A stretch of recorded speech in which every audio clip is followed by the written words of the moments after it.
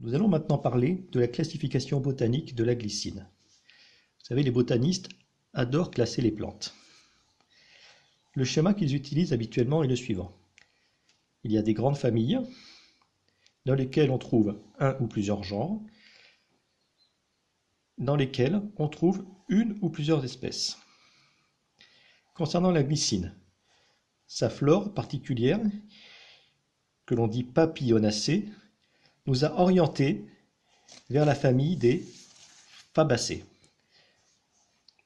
Ce nom de famille vient de Faba, la fève. Famille des Fabacées ou légumineuses. Je vous rappelle que cette famille est constituée de plantes ayant le plus souvent des feuilles composées, des fleurs donc papillonacées, et les fruits qui sont des haricots ou légumes. Donc en botanique on dit que ce sont des gousses, c'est-à-dire des fruits secs qui vont s'ouvrir à maturité.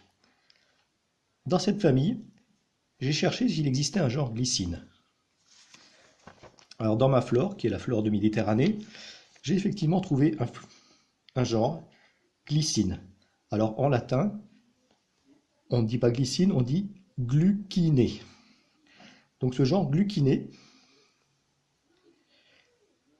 ne comporte en Méditerranée qu'une seule espèce, Gluciné max, le soja.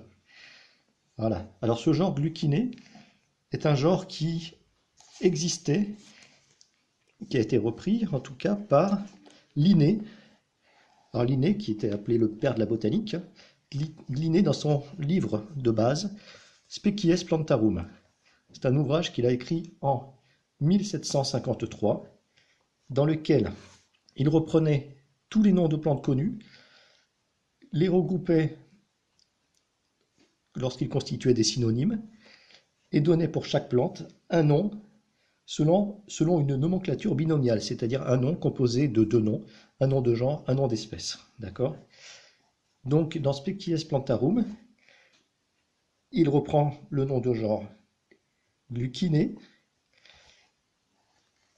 et met dans ce genre 8 espèces, dont une espèce qui a justifié le nom de glycine, voilà, qui est une espèce que l'on connaît maintenant sous le nom de Apios americana, mais qui à l'époque s'appelait Gluciné apios, et que l'on connaît sous le nom commun, entre autres, de haricot patate, parce que c'est une plante qui fait des tubercules, comme la pomme de terre, des tubercules comestibles, voilà, et qui sont donc légèrement douceâtres, d'où le nom de ce genre, gluciné.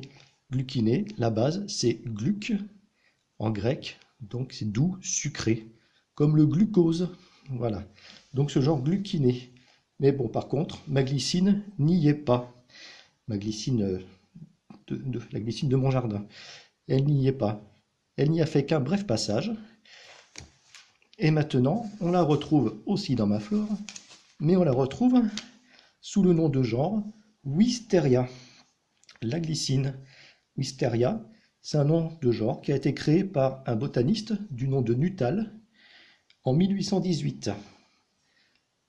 Voilà, alors il a créé ce nom de genre en l'honneur d'un anatomiste et physicien américain qui s'appelait Caspar Wistar et qui vivait à la même époque. Alors, ce monsieur s'appelait Wistar et non pas Wister, mais il y a eu une petite coquille lorsqu'on a recopié son nom. Voilà, et donc le nom de genre, au lieu d'être Wistaria, est Wisteria. Et donc,